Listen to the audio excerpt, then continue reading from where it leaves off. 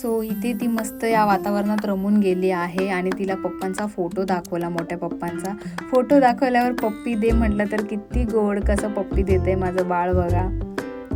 तिला मी बाबा बोलायला शिकवलं आहे आणि फोटोच्या पायाही पडायला शिकवलं आहे. सो बरोबर फोटो लांब ठेवला तर घसरत जाऊन फोटो पुन्हा घेतला, बाबा बाबा करते आणि पाया स्वतःहून पडली.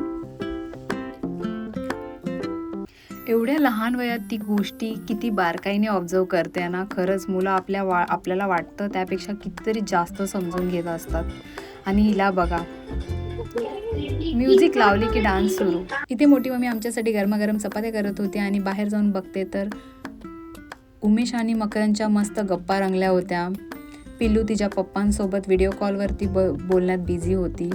असा आमचा टाइम स्पेंड होत होता खूप छानपैकी. आता नवीन चिडवायला शिकली आहे आमची पिल्लू. पाणी कशी पिते पिल्लू, पाणी कशी पिते.